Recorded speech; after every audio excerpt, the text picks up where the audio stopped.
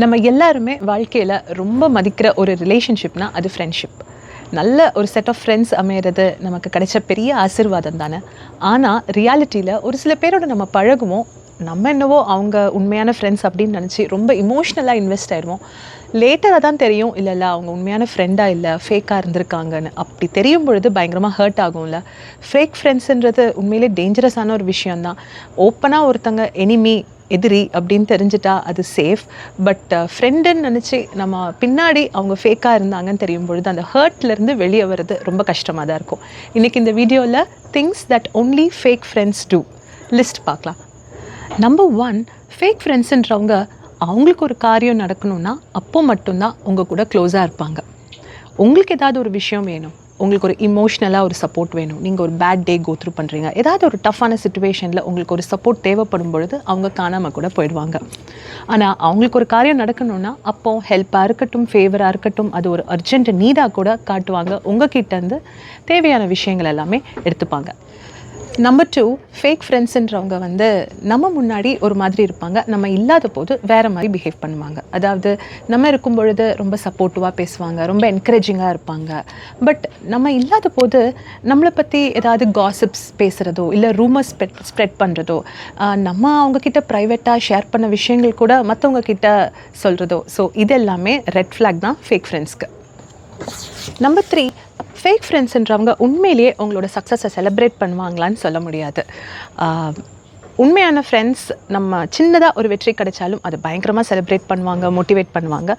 But fake friends முகத்துக்கு முன்னாடி வேணால் அந்த மாதிரி பிஹேவ் பண்ணலாம், பட் உண்மையிலே அவங்க அதை ஃபீல் பண்ண மாட்டாங்க. மேபி ஒரு பொறாமையும் அந்த ஒரு என்வியஸ் ஃபீலிங் அவங்களுக்கு இருக்கலாம். நம்பர் 4, ஃபேக் ஃப்ரெண்ட்ஸ் எல்லா விஷயங்களும் அவங்கள பற்றியே தான் இருக்கணும் அப்படின்ற ஒரு எண்ணம் வெளிப்படுத்துவாங்க. இப்போ ஏதாவது ஒரு கான்வர்சேஷனில் இன்வால்வ்டாக இருக்கீங்க அப்படின்னா எல்லாமே அவங்களோட பிரச்சனைகளை பற்றி நிறையா பேசுகிறதோ, அவங்களோட அச்சீவ்மெண்ட்ஸ் ஆர் அவங்களுக்கு சம்மந்தப்பட்ட ட்ராமாவை தான் நம்ம ரொம்ப ஃபோக்கஸ் பண்ணுற மாதிரி இருக்கும். நீங்கள் ஏதாவது ஷேர் பண்ணணும்னு நினச்சாலும் அதில் அவங்களுக்கு ஏதாவது சாதகமாக இருக்குன்னு தான் பார்ப்பாங்க. அது மட்டும் இல்லை, ஃபேக் ஃப்ரெண்ட்ஸுன்றவங்க மோட்டிவேட் பண்ணுறதுக்கு பதிலாக உங்களை எப்போவுமே ஒரு போட்டியாளராகவே பார்ப்பாங்க. எல்லாத்துலேயுமே உங்களை விட ஜாஸ்தியாக பெர்ஃபார்ம் பண்ணணும் ஆர் உங்களை விட பெட்டரான ஒரு பர்சனாக அவங்க காட்டிக்கணும்னு நினைப்பாங்க. நம்பர் 5, ஃபேக் ஃப்ரெண்ட்ஸோட பேசும்பொழுது ரொம்ப ட்ரெயின் ஆகிடும், பயங்கர எக்ஸாஸ்டடாக ஃபீல் ஆகும். இப்போ ஃப்ரெண்ட்ஸோட நம்ம கொஞ்சம் நேரம் டைம் ஸ்பெண்ட் பண்ணுறோன்னா எவ்வளோ ஹாப்பியாக ஃபீல் பண்ணணும், மோட்டிவேட்டடாக இருக்கணும், ரொம்ப ஒரு எனர்ஜி கிடைச்ச மாதிரி தான் இருக்கணும். ஆனால் ஃபேக் ஃப்ரெண்ட்ஸோட டைம் ஸ்பெண்ட் பண்ணிவிட்டு வந்தீங்க அப்படின்னா கண்டிப்பாக ஒரு எக்ஸாஸ்டடாக ட்ரெயின்ட் அவுட்டாக இருக்கும், எனர்ஜி எல்லாம் அவங்களே எடுத்துடுற மாதிரி தான் இருக்கும். ஸோ அதுவே ஒரு சிக்னல் தான் ஃபேக் ஃப்ரெண்ட்ஸ்க்கு. நெக்ஸ்ட் பாயிண்ட், ஃபேக் ஃப்ரெண்டுன்றவங்க நீங்களும் அவங்களும் மட்டும் பேசுகிற ஒரு கான்வர்சேஷனில் ஒரு மாதிரி இருப்பாங்க, ரொம்ப சப்போர்ட்டிவாக பேசுவாங்க, என்கரேஜிங்காக இருப்பாங்க.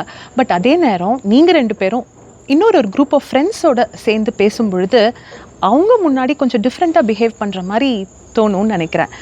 ஃபார் எக்ஸாம்பிள், ஏதாவது இன்சல்ட் பண்ணுற மாதிரியோ, கிரிட்டிசைஸ் பண்ணுற மாதிரி, ஜோக்குன்ற பேரில் ரொம்ப சட்டிலாக ஏதாவது சென்சிட்டிவாக உங்களை பற்றின கமெண்ட்ஸ் ஏதாவது குரூப் முன்னாடி பாஸ் பண்ணும் பொழுது நம்மளுக்கே டவுட் வரும்ல, அடா இவங்க உண்மையான ஃப்ரெண்டு தானா, ஏன் முன்னாடி நல்லா தான் பேசுகிறாங்க, பட் ஒரு குரூப்பாக இருக்கும் பொழுது நம்மளை இன்சல்ட் பண்ணுறாங்களே அப்படின்ற ஒரு டவுட் வரும். ஸோ இதுவும் ஃபேக் ஃப்ரெண்டுக்கு ஒரு சைன். நம்பர் 7, ஃபேக் ஃப்ரெண்ட்ஸுன்றவங்க உங்ககிட்டேருந்து நிறைய எடுத்துப்பாங்க, ஆனால் திரும்ப உங்களுக்கு எவ்வளோ தராங்கன்றது குவெஸ்டின் மார்க் தான்.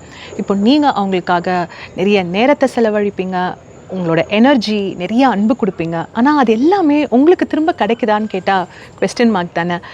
நீங்கள் ஏதாவது பிளான்ஸ் அவங்களுக்காக நீங்கள் ஷெட்யூல் பண்ணுவீங்க, மற்ற எல்லா விஷயங்களையும் ஒதுக்கி வச்சு அவங்களுக்கு முக்கியத்துவம் கொடுக்கணும்னு பார்ப்பீங்க. ஆனால் அவங்க அந்த இம்பார்ட்டன்ஸ் எதுவுமே பெருசாக எடுத்துக்காமல் வேறு ஏதாவது பெட்டராக கிடைச்சா உங்களை லாஸ்ட் மினிட்ல கழட்டி விட்டுருவாங்க. ஸோ அதுவுமே ஃபேக் ஃப்ரெண்டுக்கு ஒரு பெரிய சைன். லாஸ்ட் சைன், ஏதாவது ஒரு விஷயம் சரியாக போல் ஒரு ஹர்ட் நடந்திருக்கு அப்படின்னா நீங்கள் கன்ஃபரண்ட் பண்ணிங்கன்னு வச்சுக்கோங்க, நீங்கள் நியாயமாக அதை பற்றி பேசுகிறீங்க அப்படின்னா எல்லாம் சொல்லுவாங்க, ஆனால் அப்பாலஜைஸ் மட்டும் சின்சியராக பண்ணவே மாட்டாங்க. அதுவுமே நம்ம தான் தப்பாக எடுத்துக்கிட்டோம், நம்ம தான் ரொம்ப சென்சிட்டிவாக பிஹேவ் பண்ணுறோம், ரொம்ப ஓவர் ரியாக்ட் பண்ணுறோம் அப்படின்னு அந்த ப்ளேமையும் உங்கள் மேலே கூட ஷிஃப்ட் பண்ணலாம். அதாவது ஏதாவது ஒரு மிஸ்டேக் நடந்தால் ஒரு ஓனர்ஷிப் எடுத்துக்கிட்டு அதுக்கு சின்சியராக அப்பாலஜைஸ் பண்ணுறது இருக்கவே இருக்காது.